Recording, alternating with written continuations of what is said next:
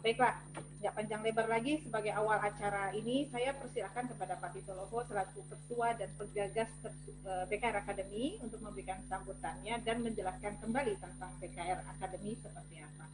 Pada Pak Tito Loho, silakan. Oke, jadi Assalamualaikum warahmatullahi wabarakatuh, salam sejahtera bagi semuanya, salam sehat selalu di tengah pandemi ini.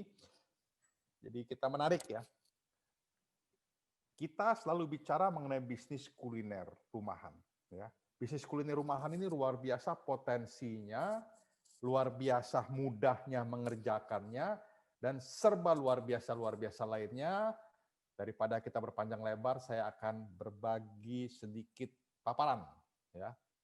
Nah, saya akan buka dulu sebentar. Oke, saya ulangi. Jadi bisnis kuliner rumahan Akademi atau disingkat sebagai BKR Academy, kita akan bicara mengenai sukses tahapan usaha. Jadi sukses itu melalui suatu usaha yang memiliki tahapan. Nah, 3 kata ini menjadi hal yang penting ya.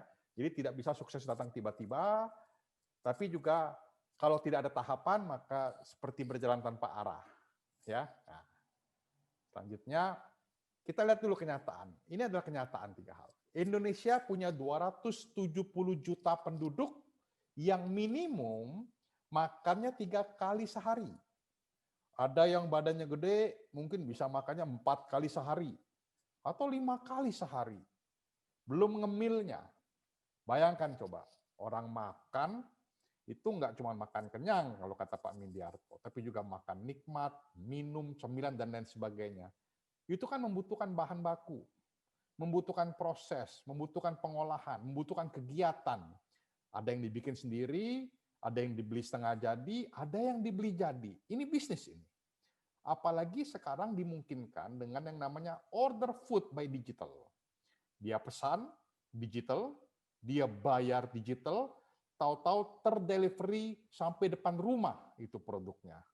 Nah, ini menjadi hal yang menarik. Ini fenomena yang ada, ya. Indonesia 270 juta penduduk, bangsa yang besar, nggak berhenti-berhentinya, setiap hari dia makan. Kemudian lewat food order digital dengan proses pesan, bayar, delivery. Nah, ini yang lebih menarik lagi. Bicara mengenai digital kalau kita lihat ya, ternyata sekarang menjadi suatu kesetaraan, keniscayaan. Yang tadinya restoran-restoran besar, kelas internasional yang dengan bangganya bisa mendelivery, memiliki jajaran armada motor, mobil sendiri, hotline sendiri, sekarang tiba-tiba yang namanya dapur rumahan, ya dapur rumahan pun sekarang bisa jual mendelivery ala-ala seperti restoran-restoran besar terkenal internasional itu. Setara, semuanya ada di handphone. Yang restoran internasional berkelas dunia juga sama, satu halaman di handphone, ya, satu halaman di gadget digital. Yang kuliner rumahan juga sama juga, satu halaman juga di setara tiba-tiba, ya. Nah, itu yang kiri ada restoran internasional, yang kanan itu adalah rumahan. Ya, itu dapur rumah saya itu ketika Bu Sarah sedang berdemo itu dengan ibu saya bikin pempek itu di situ di dapur, ya. Oke. Selanjutnya, nah ini kita lihat. Strategi memulai usaha kuliner secara profesional. Kita memiliki 6 hal sebelum kita bisa sukses. Yaitu pertama, kita harus memiliki ide produk kuliner. Ide ini seperti apa nanti kita bahas, tapi paling nggak dia mesti punya ide dulu, produk kulinernya apa. Kedua, setelah dia punya ide yang dianalisa bahwa ide ini bisa diterima market, ya, kemudian dia mesti mulai mikir, bahan bakunya tersedia nggak di dekat dia, ya, di sekitarnya dia. Bahan baku yang bagus, yang berkualitas, dan harganya disesuaikan dengan segmen target yang disasar. Ketiga, setelah dia punya ide, dia punya bahan baku, dia mulai pengolahan, diolah, ya, diolah, dimasak, dipanggang, digoreng, dan lain sebagainya, sehingga kemudian masuk ke langkah keempat, yaitu siap packaging. Apakah per losin, apakah per kilo, apakah per loyang, nah ini tergantung dari apa? Tergantung dari harganya yang ini dijual, tergantung dari segmen market yang disasar, dan tergantung juga daripada strategi untuk taruh di rak supermarket mungkin, taruh di toko, taruh di box pengiriman, karena itu juga mesti tepat ukuran tepat bentuknya sehingga tidak merepotkan pada saat memajang, pada saat mengirim. Jadi membuat suatu kemasan itu tidak hanya semata-mata suatu kemasan, tapi juga sudah diukur. Kalau dibawa dalam satu box itu muat berapa, harus dioptimasi semuanya. Nah, itu packaging. Setelah packaging siap, ditentukan, kemudian masuk ke langkah berikutnya itu pemasaran. Pemasaran lewat apa? Lewat online tentunya sekarang, apalagi zaman PSBB. Lewat digital. Dan tentu untuk meluaskan, lewat yang namanya jaringan distribusi atau dikenal dengan istilah, kalau anak-anak sekarang namanya anak milenial, kalau nggak dropship, maka reseller gitu. Reseller di satu provinsi, reseller di satu pulau, reseller secara nasional, bahkan ada bisa franchise internasional. Itu konsepnya pemasaran. Dan terakhir, setelah mulai dipasarkan, uang udah mulai masuk. Nah, di sini mesti ada tata kelola keuangan. Kalau enggak, mulai dari ide, terus sampai pemasaran, kalau keuangannya enggak beres, ya percuma. Gitu ya, kira-kira itu yang mesti kita pikirkan. Nah, kemudian selanjutnya, kita masuk mulai ke ide. Ide produk kuliner itu macam-macam. Itu satu ada risol ya. Risolnya punya Bu Sarah tuh kuenya punya Bu Sarah ya. Sarah Baget itu. Di kanan itu ada masakan rumahan itu. Bukan risol. Itu kebetulan itu masakan roti. rumah saya ya. Saya tampil fotonya. Itu adalah pindang, sambal enggak ya, ada tempe, ada ikannya, ikan seluangnya, di Palembang ada pete, makanan rumahan yang mungkin biasa bagi kita, tapi bagi orang lain mungkin sangat nikmat. Pengen mereka beli, ya, pengen mereka coba. Kalau yang di bawah itu adalah bakmi dengan udang telur, itu adalah bakmi mie celor, mie khasnya Palembang, bayangkan coba, ya. Jadi bagi kita yang rutin di dapur kita, mungkin bagi orang sesuatu yang unik, memiliki nilai jual. Kita mesti pede. Ya, jangan kita merasa minder bahwa kita nggak punya ide. Ide itu dari dapur. Rumah mana nggak punya dapur? Ibu mana nggak hobi masak? Kan begitu. Ya. Setelah kita punya ide, kita mulai mikir bahan baku. Sayur-sayuran kah? Buah-buahan kah? Kalau dia jual jus, atau kalau dia jual rempah-rempah untuk jual jamu, daging, dia beli di mana? Satu hal yang perlu diingat ya, bahwa peranan daripada bahan baku ini, saya pikir semua orang pelaku kuliner sepakat, memegang peranan 75% daripada kualitas yang dihasilkan. Kalau ikannya nggak segar, ikannya nggak bagus, diolah seperti apapun percuma. Kalau buahnya nggak manis, diolah seperti apapun akan kusut. Jadi artinya pelaku bisnis kuliner harus betul-betul memperhatikan bahan baku dari mana bisa dibeli, kualitasnya seperti apa. Tentu tidak diartikan bahwa kalau begitu semua bahan baku yang harganya premium dong, mahal dong. Enggak. Disesuaikan dengan harga target market yang kita sasar. Tapi apapun segmen market Anda, apapun kelas bahan baku yang Anda pakai, make sure bahwa itu memenuhi syarat bahwa dia kualitasnya bagus ya di segmen itu. Seperti margarin, ada kualitas A, B, dan C. Tapi make sure bahwa semuanya dalam posisi higien, semua dalam posisi masih belum kadaluarsa, semua secara pengamatan fisik belum berubah, warnanya belum berubah, baunya belum berubah, semuanya masih dalam keadaan baik adanya. Nah, kira-kira itu bahan baku ya.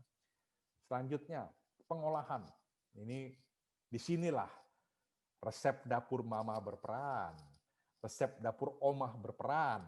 Kalau Pak Mindiarto, Pak Mas Jody bilang, di sinilah ya ilmu leluhur berperan ini dalam pengolahan ini. Karena di sinilah resep ini adalah rahasia daripada seluruh pelaku usaha kuliner. Sah-sah aja ya. Di sini seninya ya pengolahan. Oke, packaging juga demikian. Mesti food grade. Packaging juga menentukan kualitas estetika. Kalau yang produknya untuk kalangan premium, tentu packagingnya mesti ada estetika indah. Kalau produknya untuk catering karyawan yang produknya massal, orangnya banyak, tentu ya memperhatikan estetika daripada efisiensi biaya. Packaging banyak sekali macamnya. Ini juga menjadi ilmu tersendiri. Selain daripada packaging juga ada ilmu labeling supaya memenuhi standar ya untuk informasi baik mengenai gizi, baik mengenai kadaluarsa, baik mengenai ingredient ataupun bahannya, baik mengenai ataukah produk ini halal atau non halal. Nah, di sini semua packaging bermain di sini. Ini sangat penting ya. Ada ilmu tersendiri untuk hal packaging ini. Setelah di packaging maka kita jual. Nah, ini pemasaran. Di sini ada 3 gambar. Gambar pertama menyebutkan syarat bisnis kuliner sekarang harus go online, kata Bu Sarah. Ada produk, punya cita rasa yang khas enak ya, bahannya berkualitas sesuai dengan segmen marketnya, ada kemasan, ada logo, ada tagline, ada email mesti tahu, sosmed mesti tahu, marketplace mesti tahu di sini ya, mesti belajar, dan itu yang 2 kali sesi sebelumnya kita pelajari ya, BKR Academy. Tapi juga nggak cukup itu, juga harus bisa open PO ya, open purchase order, mulai jualan ya, open PO. Open PO ini memiliki satu keunikan dalam bisnis kuliner, karena kalau open PO ini kan artinya relatif pertama pembelinya udah ada ya. Bahkan sebagian duitnya udah masuk dulu. Nah, coba kurang enak gimana? Jadi kalau ada bantuan Pak Jokowi kemarin 2,4 juta rupiah bantuan presiden dalam rangka mengatasi menanggulangi dampak COVID, ada yang nyeletuk 2,4 juta rupiah bisa apa? Kalau untuk bisnis kuliner rumahan, 2,4 juta rupiah tuh udah bisa muter modal tuh. Ya, karena kan open PO, pakai digital. Tapi tadi Bu Sarah bilang, nggak cukup ternyata hanya open PO dan digital. Pengen lebih besar lagi. Maka kemudian harus mengenal bisnis reseller. Ya. Mesti bisa ada bisnis membangun distribusi, jejaring, yang lebih sah, formal dibanding hanya jejaring sebatas teman. Kalau teman itu kan Pak Mindiarto, tolong jual produk saya dong. Bu Sarah, tolong jual produk saya dong. Tolong gitu ya. Kalau sudah reseller ini udah nggak kata tolong, tapi katanya kerjasama. Ini udah bisnis nih. Sehingga sama-sama semangat, sama-sama berjuang karena sama-sama diuntungkan, kan begitu kira-kira. Nah, terakhir adalah keuangan. Keuangan ini penting ya. Dapatnya merah-merah semua tuh, ya Soekarno Hatta. Tapi jangan lupa disisihkan, ditabung, ya. Tabungan itu sama kayak nanam pohon, sedikit belum kelihatan pohonnya. Tabung lebih sedikit lagi udah kelihatan tunasnya. Tabung sedikit lagi udah keluar pohon kecil. Tabung lagi pohonnya gede. Artinya apa? Ketika uang itu masuk, jangan dipikir konsumtif dulu. Tukar handphone, kredit motor baru, bukan, jangan itu. Tapi kita pikir untuk nabung. Nabungnya berupa apa? Mungkin kita perlu beli kuali baru. Mungkin kita perlu beli oven baru. Mungkin kita perlu beli blender baru untuk meningkatkan kapasitas ataupun mempercanggih peralatan sehingga yang di blending tadinya kurang rata sekarang menjadi lebih rata karena mesinnya lebih bagus. Food processing dan lain sebagainya. Investasilah. Dari keuntungan itu sisihkan untuk kita mau berinvestasi ya, meningkatkan kapasitas kita. Nah, kesimpulan yang didapatkan BKR Academy ini sangat penting, Bapak-bapak dan Ibu-ibu.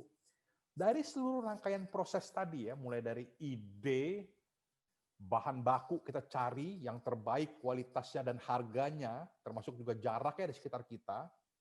Kemudian juga pengolahan resep-resep rahasia tadi dikerahkan ya, dengan uji coba juga, dengan trial terus meningkatkan kualitasnya bagaimana, mencampur tepungnya bagaimana, rasio adonan daging dengan tepungnya bagaimana dan lain sebagainya. Kemudian tadi juga ada pemasaran, lalu kemudian packaging dan keuangan. Jangan lupa, dari semua proses itu ternyata pemasaran adalah kunci segalanya. Nah, saya coba ulangi ya, bagi BKR Academy, pemasaran ada kunci segalanya. Kenapa bisa begitu? Karena ini, Bapak-bapak dan Ibu-ibu, simple rule, aturan yang paling dasar. Saya hanya nanya kepada Bapak dan Ibu-ibu, Pak, Bu, laku enggak? 2 pertanyaan aja, 2 kata. Laku enggak? Kalau jualan Bapak dan Ibu-ibu sudah laku, maka pesannya adalah kembangkan pasarnya. Ya, kembangkan lagi pasarnya. Jangan berpuas diri, kembangkan pasarnya. Mumpung laku. Tapi kalau enggak laku, jangan kecil hati. Mari bersama BKR Academy kita benahi problemnya. Problem di mana? Bisa problem di pemasaran, belum online. Kalaupun online baru sekedar online. Ya, atau belum punya reseller yang jago, resellernya masih diam di tempat. Atau kalau pemasaran sudah oke, resellernya jago, online-nya udah habis-habisan, udah keren. Kok masih nggak laku? Mungkin packaging-nya kurang benar. Ya, packaging-nya kurang tepat dengan market. packagingnya tidak menarik. Atau mungkin lagi, kita lebih ke hulu lagi, pengolahannya. Makanannya terlalu asin, terlalu alot, ya, terlalu garing. Nah, atau lebih ke hulu lagi, mungkin bahan bakunya. Ikannya kurang segar, ya, tepungnya kurang cocok, ya. Atau kita lebih ke hulu lagi, idenya. Artinya, kalau makanan asam-asam pedas itu kok kalau jual di Jawa Tengah kurang cocok. Karena orang Jawa Tengah sukanya yang manis. Segmen marketnya arahkan dulu di mana kita ingin menjual apa, tepatnya apa produknya. Nah, jadi mungkin hal-hal seperti yang kita gali, tapi intinya kenapa kita perlu gali? Karena dua kata, nggak laku. Nah itu dulu. Jadi kalau kita ketemu produk kita mau analisa bisnis kita, maka kita langsung tanya aja bisnis kita, laku nggak barang saya? Laku nggak ya? Kalau laku udah, kembangkan pasarnya, selesai. Tapi kalau nggak laku, nah ini kita benahi problemnya. Itu aja sih, very simple rule. Aturan yang sangat sederhana untuk bisa sukses bisnis. Nah ini kita lihat, DES, digital, 2 minggu lalu kita ajar, estetika, cara membuat foto dan video yang bisa viral menarik minggu lalu.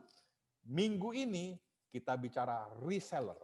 Itulah BKR Academy masuk mulai membenah dari masalah pemasaran. Nanti baru kemana-mana, baru hulu kemana-mana ya. Kemudian ini, terima kasih ya semuanya atas koordinasi dari Bu Sarah Mariati, itu nomor handphonenya, itu website kita, ya. Itu Instagramnya, dan itu Facebooknya. Silakan di-follow, silakan diikuti selalu untuk memantau semua perkembangan sehingga kita bisa bertumbuh bersama. Tolong dicatat ya. Ini terima kasih semuanya atas perhatian dan semoga yang kami hadirkan selalu bermanfaat untuk Bapak dan Ibu-Ibu. Itu kira-kira share dari saya, Bu Sarah.